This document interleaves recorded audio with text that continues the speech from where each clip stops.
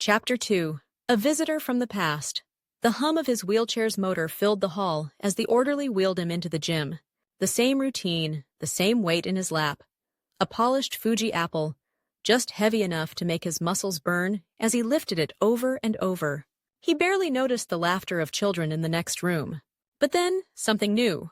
A mechanical whir. The rhythmic thump of metal meeting the floor. Mike turned his head. On the adjacent basketball court, a figure moved. Tall, sleek, their steps light but impossibly precise. A woman in a mech suit. His lips twisted into a smirk. Well, if it isn't Microlass. The woman turned, her face barely changed since they were kids. Alex, once labeled subhuman, she had defied the odds with her intelligence. Her mind had grown to a level even superhumans couldn't ignore. She grinned. Thought I'd visit old friends. Mike rolled his chair onto the court. That suit lets you move almost like a normie. It does. Alex crossed her arms. I've built stronger ones too. Mega-normal, giga-normal. I use them for superhero missions. Mike's heart pounded. Could you build one just for getting around? Alex nodded slowly. Yeah, I could. In that case, he said, I want the giga-normal one. She frowned. Why would you need that? Mike turned toward the window. In the distance, the bell tower loomed over the city, humming softly with its unseen power. Chapter 3. The Gigaman. The world shifted beneath Mike's feet. For the first time in his life, he stood. The giga-normal suit was unlike anything he had ever felt. It responded as if it were part of him, moving not with resistance, but with intention.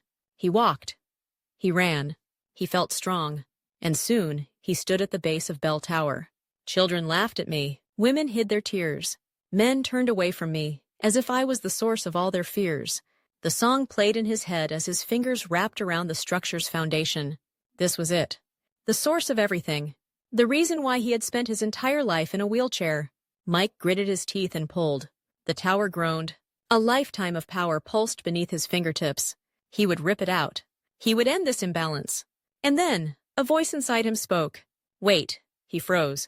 If Alex could build a suit for me, if one superhuman mind could create a way for a subhuman to be more, then maybe... Mike's breath caught in his throat. Maybe we don't need to destroy the tower. Maybe we just need to share the power it gives. Slowly, his grip loosened. He hadn't even lifted the tower, just tipped it. He let go. The tower just produces superhumans. With the proper distribution of resources, of course. Mike stepped back, the giganormal suit humming around him. He looked up at the city skyline, a new vision forming in his mind. Not destruction. Revolution. Epilogue. The future of Belltown. They would remember this day. Not as the day Mike Roman, the Microman, destroyed the bell tower, but as the day he became the first of a new kind. No longer Microman. Not just Gigaman. A man who had changed what it meant to be human.